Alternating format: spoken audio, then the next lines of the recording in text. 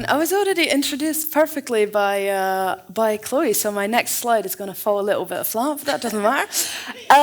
Today I'm going to be talking about Vikings with you. And woo, yeah, everybody loves Vikings, right? And I know you're thinking, why is that a relevant topic to us? We'll get there in due time. But first, a little bit about me. Who am I? So my name is Veerle Verhagen. I'm a current software tester.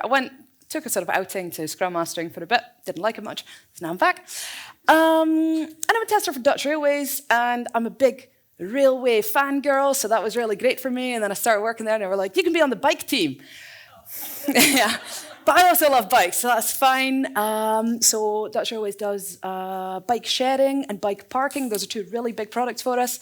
Has anyone in here ever been to the Netherlands? All right, big bike country, right? Yeah. So bikes basically standing around like central stations and smaller stations in the whole country becoming a bit of an issue. So Dutch Railways teamed up with a lot of cities in the Netherlands to build these sort of bike parks. And it kind of reduces the problem of having just bikes standing around everywhere, because obviously that's an accessibility issue as well. You can store your bike safely and usually for free the first 24 hours. So my team builds the platform that does all those transactions. And bike sharing, you can rent a bike, it's really great. You can take the train somewhere and then take a bike to get wherever it is that you want to go. I'm on that team, it's a lot of fun. Enough about that, I get really excited about the bikes. So moving on, there's something else that you need to know about me in order to get this talk. And that's that I'm a part-time Viking. Yeah, I know, right? It is really nice. But I see some raised eyebrows, like, what does that even mean, a part-time Viking? What do you do? I'll tell you, but first, hands up who thinks I won this fight. You're all wrong, I lost. There's no chance in hell. All right, so what does it mean, being a part-time Viking? So I do this thing called historical reenactment, which means that you choose a period from history, from human history normally, and you try and relive it. So we wear period-correct clothing, so made from fabrics that were available at the time and patterns that were found in archaeological digs that show clothing from that time. We try and do things like historically accurate cooking, so no potatoes, and just sort of for the duration of the event, you live the life of a Viking. Obviously, occasionally you go in your tent, you check your phone, but other than that, we try and live the authentic lifestyle. And then for me, the most important part of the hobby is actually not the reenactment of the life, it's the historical battles. So what does that look like? I see a lot of you, are there any nerds in today? I see some of you thinking like, is that LARP? And it's not LARP, we take offense, because LARP is theater for nerds, and this is combat sports for nerds. So that's completely different, of course. So what do? We've got these historically accurate weapons. They're not sharp, they're blunt, don't worry about it. So you can see some of them in the slide. So we've got our two-handed spears. We've got Dane axes, which are essentially really large axes that you wield with two hands. And we've got just small one-handed axes and swords. That's pretty much it. And the little one-handed weapons, you also have a shield with them, so you can defend yourself a little bit. The rules of the game are, it's not going to take much longer, I promise, it's going to be relevant. The rules of the game are you have to hit your opponent with the steel part of your weapon, and then that's them dead. And I see you think, oh, you just jam your spear into somebody's eye socket. You can't do that, the head is off limits. You usually agree beforehand on certain parts of the body that you can hit. Depending on the rule set, that will be torso, upper arms, upper legs, or a combination of those. So you can do that in all sorts of settings, obviously. You can do duels, you can do little group fights.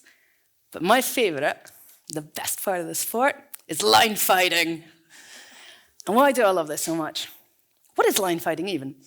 It's what it sounds like. You get a big line of people opposite another big line of people, and you do the same thing that I described before, but you do it in a sort of team setting.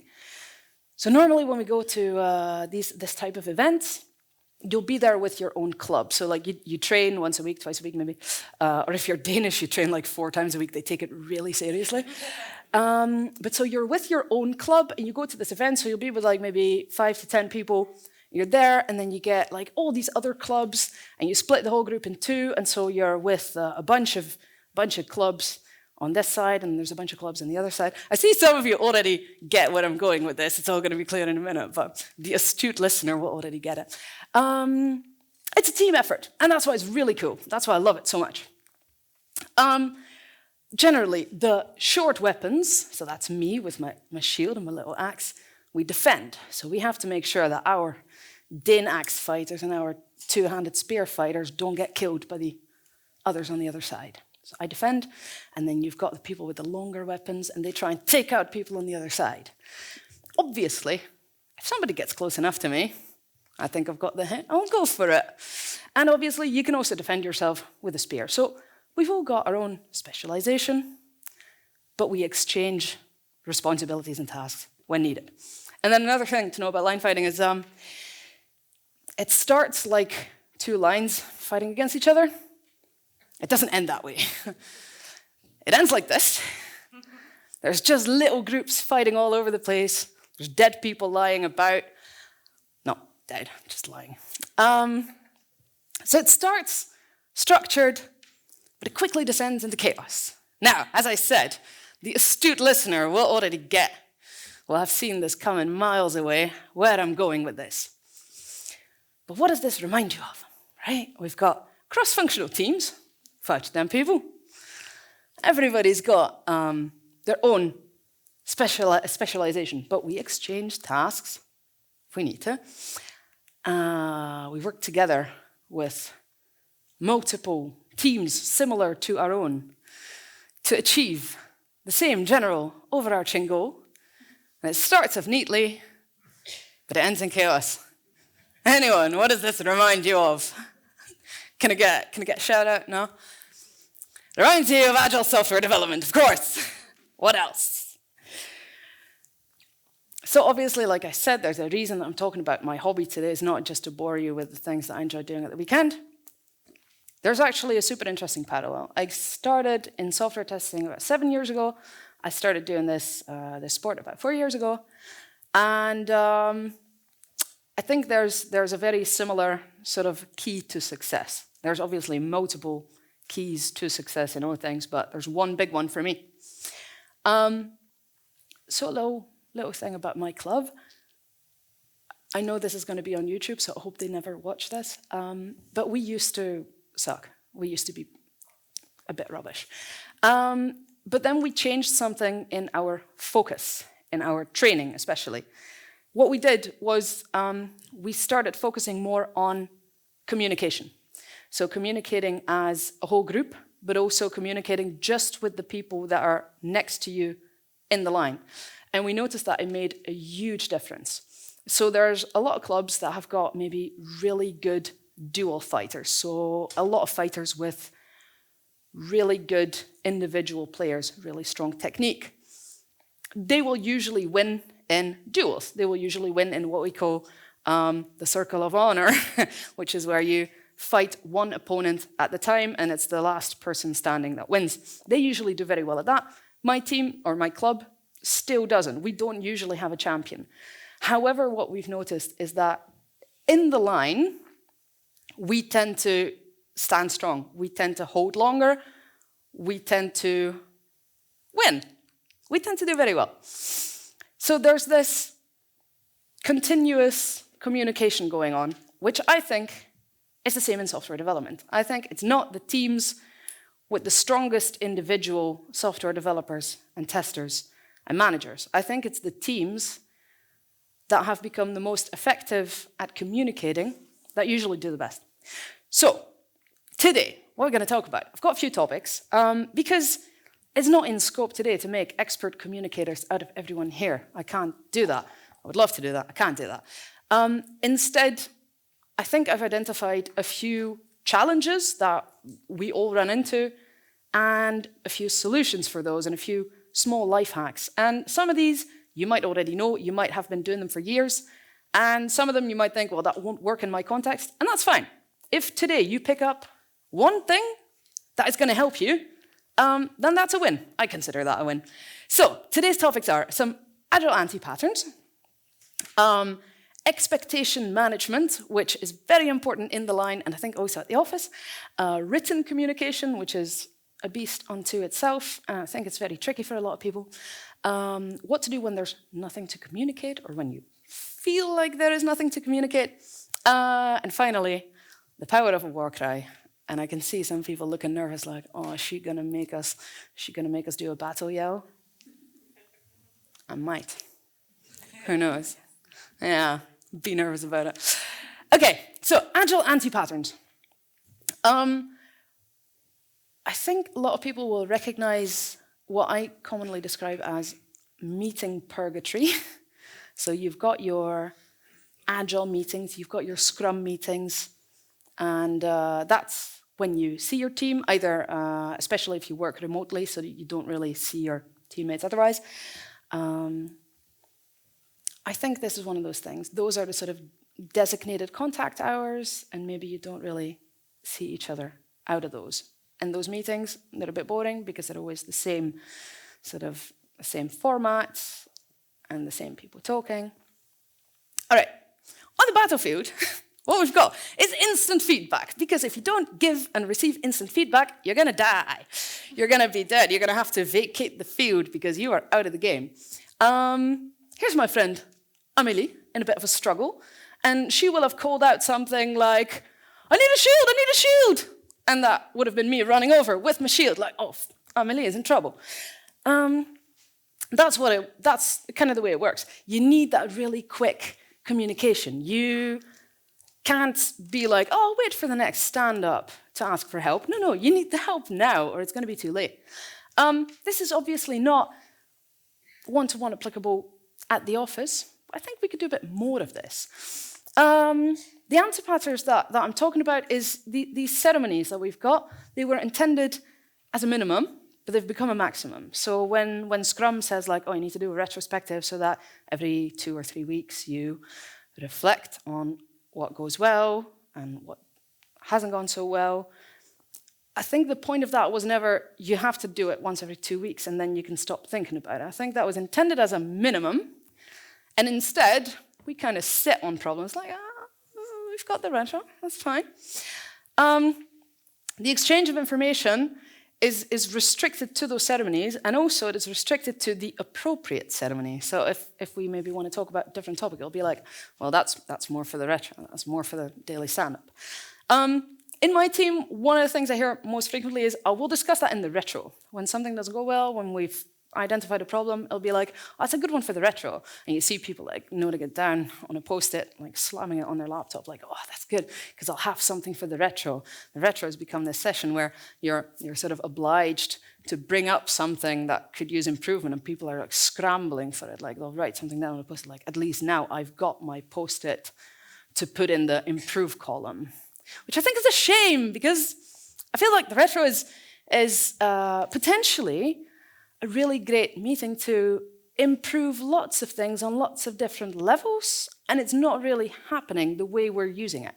On the other hand, we're also not giving people feedback throughout the sprint because we feel like, well, the retro is for that. The retro is the moment when we bring up problems, and outside of the retro, like, we're not gonna touch that.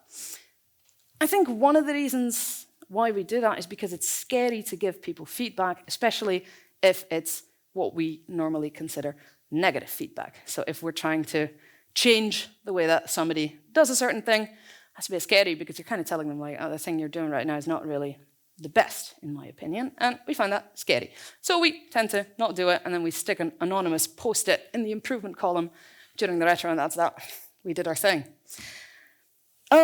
Last year, I was here at Agile on the Beach, and I went to a really good workshop about creating continuous feedback culture in your team. And I learned about this book, Feedback Imperative, by Anna Carroll, always need to read her name, because I somehow can't remember.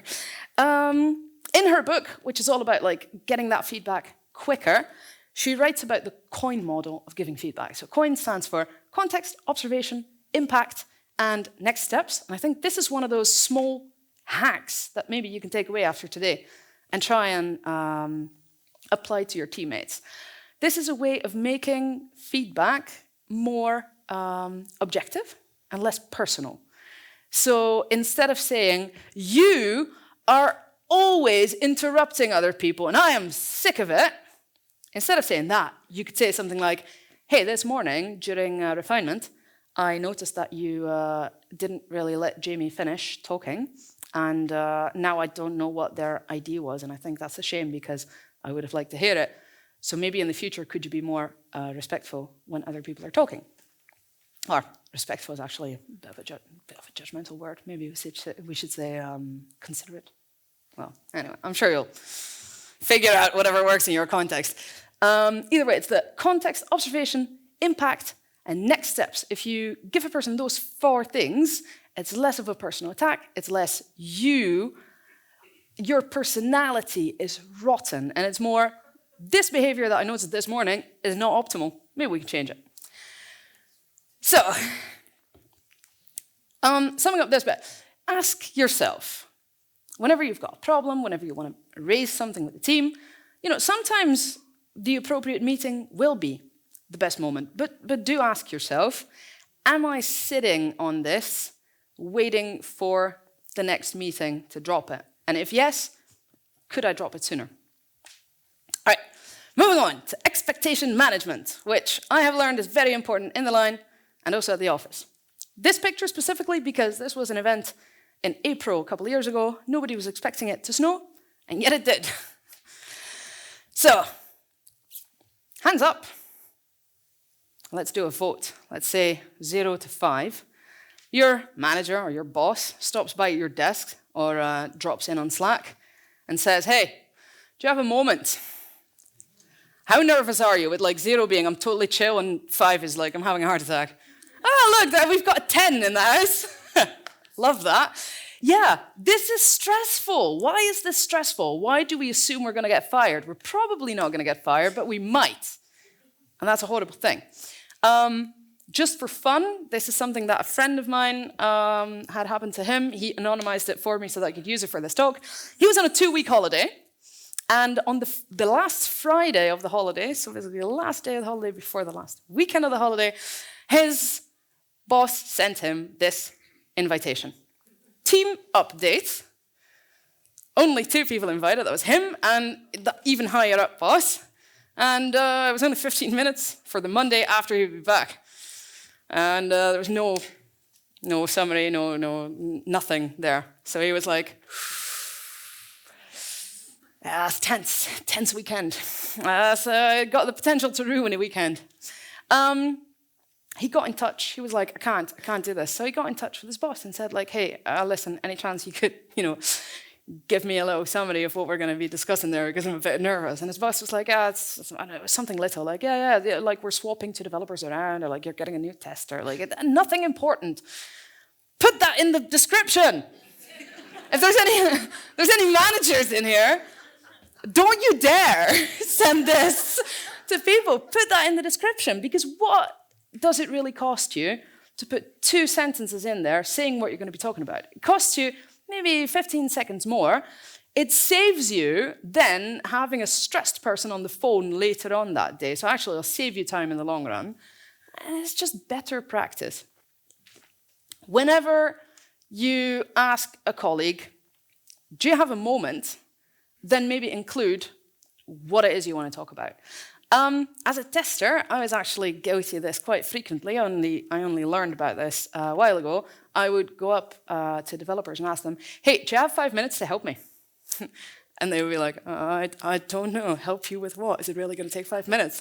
If I accidentally dropped a table in production, or I just forgot to bookmark a URL, that's a different afternoon, isn't it?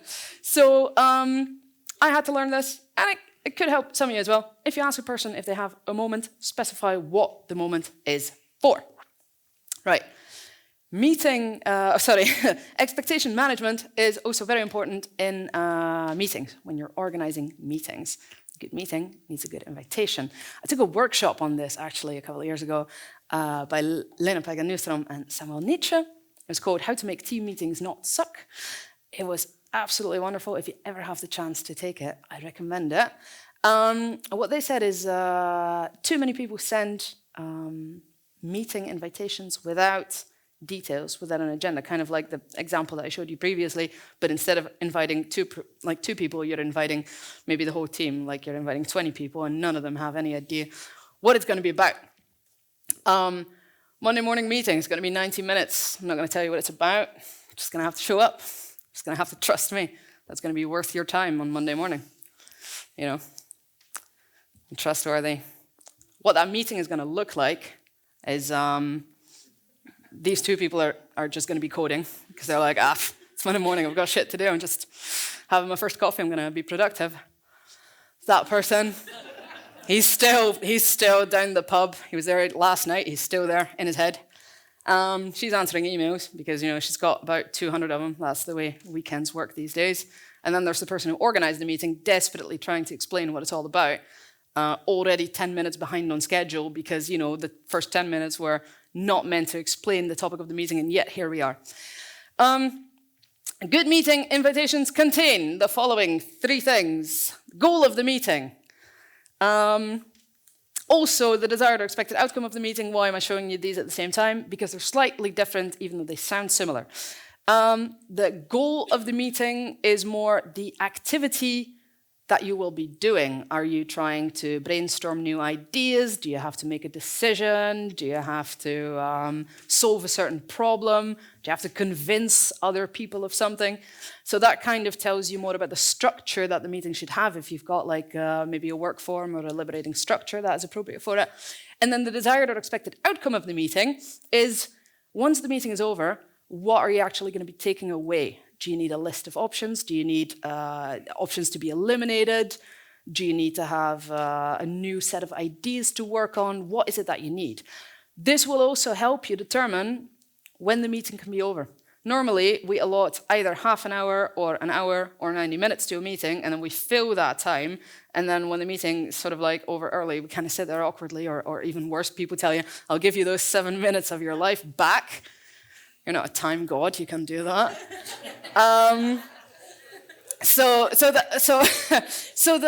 Having the desired or expected outcome can tell you actually when the meeting is over. If that is after 7 minutes, great, you can have your 23 minutes back. If that is actually we don't have the desired outcome after the allotted 60 minutes, great, maybe this wasn't a thing to be solved in a meeting. Maybe actually you need to do this in a different way. Or maybe you just need to tack on another 15 minutes or schedule another one. Either way, it tells you that you have or haven't reached the outcome. And then the last thing is, obviously, if people need to prepare anything, tell them that. Because these slides will be online as well. Unless you just really enjoy looking at pictures of slides, that's also fine. All right, from meeting invitations, we segue naturally into written communication because I feel like written communication is a tricky topic for a lot of people. So let's have a look. Does anybody recognize this statement? I survived. Amazing. Yeah, I see people nod. How about the opposite, which I think is equally bad? I survived a 20-plus email thread that could have been a 3-minute phone call. I'm pretty sure I also got this from the workshop with Lena, because this is actually a thing that she coined. 3-minute phone call as a good substitute for a 20-plus email thread. Yeah, I love it how people always laugh at this, because everybody has been in this thread. It's even worse when it's not just you and another person. It's even worse when at some point you realize, actually, we also need Dave from accounting for this, and then Dave from accounting goes like, no, you need Sally from HR, and the emails you sort of start getting like you get like multiple threads, right? You get the multiple branches. You need to get like Git involved to sort of get the main email thread back. The worst, the opposite sometimes also is true. So this is, let's say, the polar opposite of the thing that I previously described. You get to read a novella, and then all the way at the end, it's got the thing that the person actually wants from you, and you're like, did I really have to read all of that? 3 golden rules for written communication to prevent all of these horrible, horrible things. Add a clear call to action. This is a golden rule for marketing, but it also works for emails. If you want something from a person, make absolutely sure that they know what it is that you want from them. Be clear about that. Don't hide it in 7 paragraphs of literature. Then the conclusion has to go up front. I realize this sounds counterintuitive. You feel like first you have to sort of lay out your arguments, and then you can say, and that's why I need you to give me a raise. But actually, it's much more efficient to do it the other way around. So this is the Minto Pyramid by Barbara Minto. She wrote a book called The Minto Pyramid, Logic in Writing and Communication, I think. If you Google the Minto Pyramid, it'll be the first hit. She says the more logical thing to do in communication is always put the conclusion up front, because people don't have the time or the attention span to read through lengthy documents. So this works for emails, reports, if you need to write them. I do this on Slack messages because I'm a bit wordy and I realized my colleagues weren't really reading them, so I put like a too long didn't read all the way at the top and then explain in more detail what I want from them. So she says, put your conclusion all the way in the first sentence, and then you put your key points that sort of support what it is that you want or why they should listen to you. And then all the way at the end, you put the details in case anyone is still interested. Probably nobody's reading by that time. So that's a super important one. And then the last one is use if statements. Are there developers in the house today? You love your if statements. Yeah.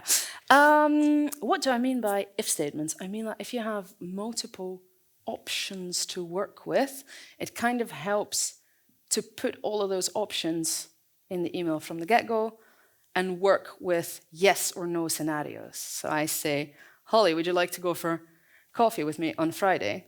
If yes, meet me at the Sanary Bar at 11. If no, could you suggest a time that works for you? Because that way, instead of going back and forth, would you like to go for coffee? Yes. Where would you like to go?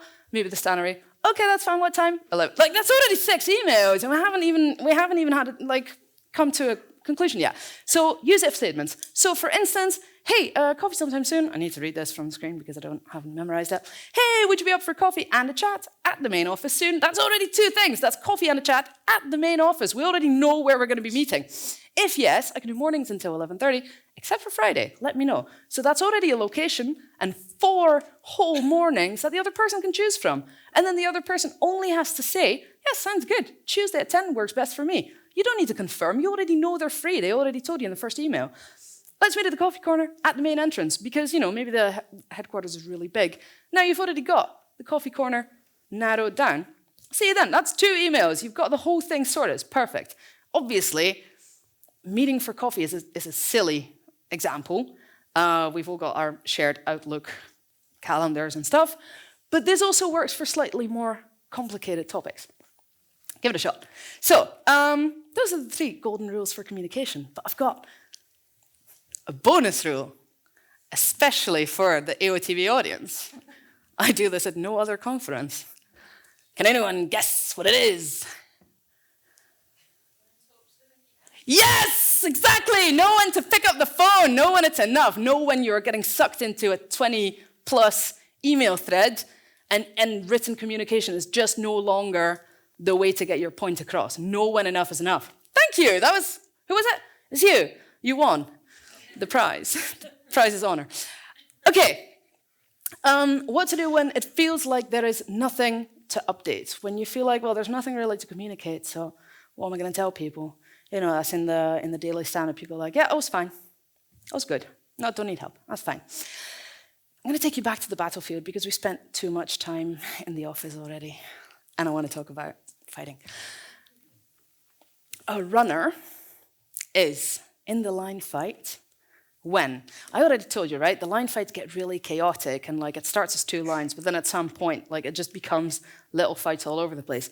Somewhere in between those 2 stages, you'll usually have the line at some point kind of breaking up somewhere. Maybe a few people in more or less roughly the same spot got killed at the same time, and either we're not quick enough filling that gap, or maybe we don't have the people anymore. We have no more reserves. Everybody's dying. In that case, what happens is you can get runners. So someone, usually a small and fast person from the other side, runs through that gap in the line and starts attacking people from the back. And it's the worst thing because you don't know, like you're trying to pay attention to the fight going on in front of you, but you know that somewhere behind you, there's a person who could really mess with you right now. And it's the worst. And so we've got a really good communication system for when there is a runner. It's that one person who sees it goes, "Runner!" Yeah, you're awake now. "A runner!" And everybody's like, "Oh no, there's a runner, what are we going to do?" Everybody gets super nervous. Usually one or maybe two people will go and chase the runner. And after that, who knows?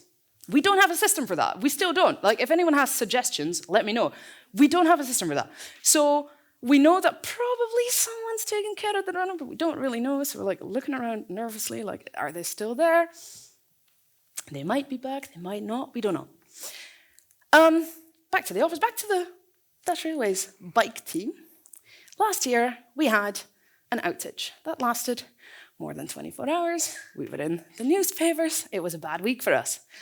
It was really bad. And then after that, of course, you do your post-mortem and you go over the lessons learned.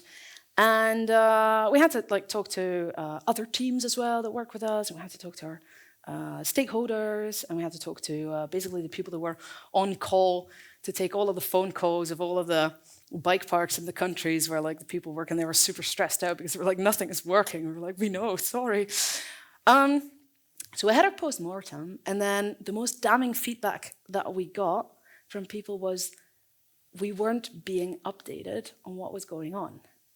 And to us, that was like, yeah, obviously, because we were working on the problem, we couldn't find a solution for the longest time. And then the next day we did find a solution, and then we let you know that everything was working again. And people were like, yeah, but we didn't know what was going on. They didn't know that we were working on a solution. They thought, oh, maybe they've all gone home for the rest of the day. We're like, we don't know. Nothing is working, and we don't know why, and we don't know what's being done about it. So that was stressful for them. And so that made us, we sort of made a new plan for emergencies, for outages like this. And it says in it specifically, at least every 2 hours, update this team, that team, those people on what's going on. And even if there's nothing going on, even if that means we're really sorry, we're working on it, we have no idea what's wrong, we don't know how to fix it yet, but we're working on it, that's enough for them. That's what people need to hear. So, quick sip of water.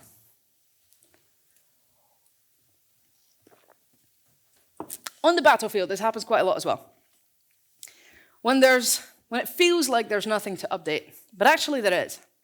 One of those things is, listen, I can't protect you from that Danax. I'll be standing there with my shield and my axe, and it's my job to protect the person next to me, and I do that. But then I see a Danax coming from all the way over there, and my shield is on my left arm, and I'm like, I can't reach that far. I have to let the person next to me know. And this is one of those things that I was talking about earlier, we really train for communication within the whole team, but also with the person right next to you. One of the things that I need to let that person know is, listen, that Danax over there can't do anything for you. You have to make sure that he doesn't hit you because I can't. The opposite is also true.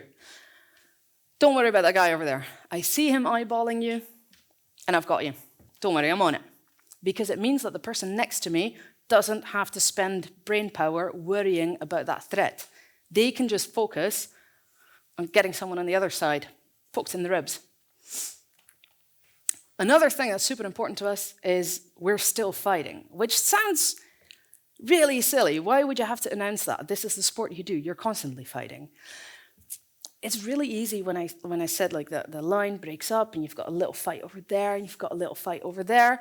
And at some point, your little fight is finished. You're like, yeah, we won. This is great. Woo! So you stand there victoriously and then you realize, oh shit, right over there, at the other edge of the field, there's somebody still fighting. And actually, maybe they're not winning. This happens in line fighting where the last little group maybe has one really strong dual fighter in it who manages to outrun our 6 remaining fighters and somehow manages to engage each of them individually and wins It's not unheard of, and it's super embarrassing because you were left with a majority and you still lost. Does this ever happen in software development? Who knows? Let's see the next slide. The equivalent, I would say, of these things is when you can't do something, when you don't have the time or the skills or currently the mental capacity to do something, other people need to know. You need to let them know. I can't protect you from that Danax. I can't do this thing. Because then maybe somebody else will pick it up. And you don't have to say that in the stand-up necessarily. You can say that whenever you want. You can say that when you encounter the problem. Another thing is, listen, I'm on it. I'm doing this thing. You can stop spending your personal biological CPU thinking about it. This specifically happened a lot in my team. We had our current PO actually, for a long time, was really sort of overreaching. He had to do a lot of things that are not necessarily traditionally the task of a PO for various reasons. Like he was the most, he had been on the team for the longest, he had a lot of product knowledge that maybe the others didn't have. For various reasons, he was doing a lot more than you could realistically expect of one person. And so at some point we said, hey mate, listen, you're gonna burn out, so maybe we should redistribute these tasks. If you have been doing all these tasks for months, it's really difficult to let go. So in the beginning, it really helped him to let him know daily, hey, listen, that thing we discussed, you weren't going to do anymore, and I was going to do, I'm doing it. Because it meant that he also could let go of the emotional labor, let's say the cognitive load of remembering the thing, which I think a lot of people will know is half the task. Just remembering that a thing needs doing can really weigh on you. And just letting him know daily, hey, listen, that thing, I'm doing it, really helped. Then we're still fighting. You work as a team, and yet it's easy during the sprint when things get chaotic, when you're out of the neat line that is sprint planning and into the chaos that is the last couple of days of the sprint, it's easy to forget. You finished your task, great, I'm done. I can start doing whatever. You've developed your thing, great, it's in test now, the testers can do it. It's easy to forget that actually it's the whole team's responsibility that things get finished. And so I think we're still fighting. The equivalent of that is, does anybody need help? Or, I can't do this thing, I need help. That collective sense of we're still working, we're still doing a thing. All right, last thing, the thing everybody is nervous about. Am I gonna make you do a battle? No, I won't, don't worry about it. The power of a work try. When we're out in the field, we all know what it is that we're there to do. We're there to win. How do you win? You win by poking the other person before they do. You win by fighting harder, pushing harder, being quicker. So why don't we go in from the very first fight to the last one of the day, fighting harder, giving it our everything? It's because you can't do that. It's because you don't survive a 3-day event if by lunch on the first day you have been giving 100% in every fight. It burns you out, and it burns you out at the office as well. So you've got your sprint, and you don't try and finish all the work on the first day of the sprint, even if you think, well, realistically, that's how you get things done, right? You can't do that. You need to keep a steady pace. We call it a sprint, but we're actually kind of jogging. Like, we need to keep a steady pace. So, why am I talking about the power of a war cry? It's because sometimes in the line, you can feel it. You can feel like we've almost got them. Or you can feel, well, we're on a really, really good roll. We're doing really well. You can see the left flank falling over there, and you think, if we just push now, if we push here, we've got them. And I think the same thing happens in sprints sometimes. I think sometimes, if it's super important, if you really, really want that last feature delivered, if you think we're doing so well, we can probably do this if we focus now, then it's okay to have your little moment, to rally the troops and to say, listen, we are so close. We're not going to give our all, our 100% all the time, but if we do it now, great things are going to happen. On the battlefield, this might be your captain behind you, and he sees that you're doing great, and he sees with just a little push, we'll have them. And he says, 1 step forward! And we all repeat it because that's the way it works. You all repeat the command, and you go, 1 step forward! Or it might be just the person next to you going, okay, we almost had him, one more time, flip his shield, I'll poke him out. That positive encouragement works on the battlefield, and it works in software development. If you do this all the time, people are going to burn out. But if you do it at the right time, this can really help. And then once you've got them, once you've delivered the thing, once the sprint is ended, celebrate that. Celebrate that and have your little rah! And be nice to your colleagues and give them a pat on the back and say, that was a really great fight. Thanks for listening. Please rate my session. Steve told me to tell you that. Have we got time for questions? Yeah? We've got time for questions.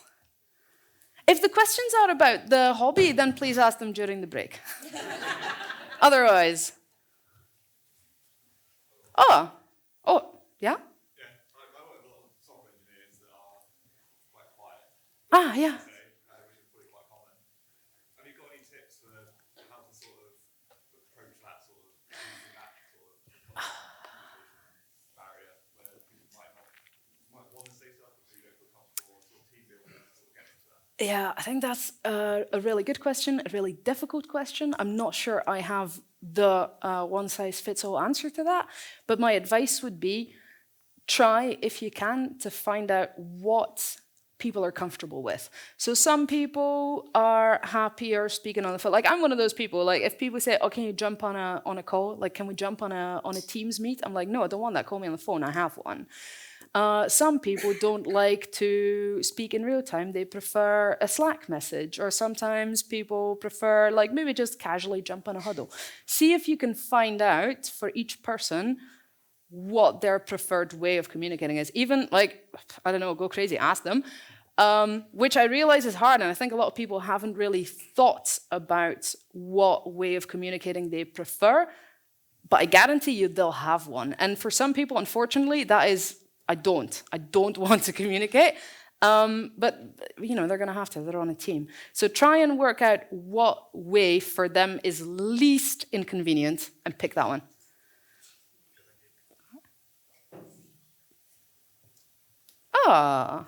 Yes. So clearly, a lot of your points resonate with everyone. In your example here, with all of those points, how did you kind of get it so that all of your teammates kept that in mind week on week, so we didn't just forget? Because I'm going to leave here full of all these ideas. Yeah. In a month, will I have done them? How do I keep them in mind? How do you get your team to keep that in mind? Unfortunately, the answer is I do not. I have not succeeded in getting a team full of adults to keep all of those things in mind. So part of it, unfortunately, that's the reality of it. So for me, I try to practice these things, and I hope that other people do too. But for instance, like with the good meeting invitations, I was really trying to sort of implement that as a way of working on the team. Nobody else does it. I'm the only person who does that. But I do know that people really appreciate it. And so in a way, I consider that a small win. But unfortunately, trying to tell software developers and testers to do a thing, it's herding cats. There's no way. So if you can implement one of these little things, or maybe take it up in like the team agreements or the way of working or something like that, that's great. But unfortunately, like there's no way that you're gonna get a whole team of people to do all these things. Thank you. But good luck, and if you manage it, let me know. Thank you. All right, thanks. Have we time for one more? All right. Thank you very much. So I wanted to ask, the part where you talked about we're still fighting, like we're still in the sprint, we're still working. Yeah. In a team where I understand the concept, but I just painted the mental picture where you have like, you have tickets on the QA queue, right? And I'm a user researcher. But maybe I really don't have nothing that I can help with. But I know that the tester still has stuff to do. Yeah. I think a lot of the time, it kind of depends on how your testing team works as well. But I think on my team, definitely, there's often a lot of things that the developers could do to help the testers. So maybe if there's like just certain sort of standard tests that we run, that if we've got a test that like everybody knows more or less how the software works, like we can give them pointers and say things like, hey, listen, we need to run through these couple of scenarios. Could you take care of that for me?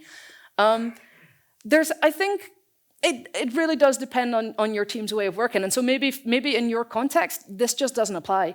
I think it's a conversation worth having. So I think it could help asking them, like, is there any way that in the last couple of days of the sprint, we can help? And if yes, how? And it might not be a thing that you expect, but it might really help them. All right. Cool, thanks.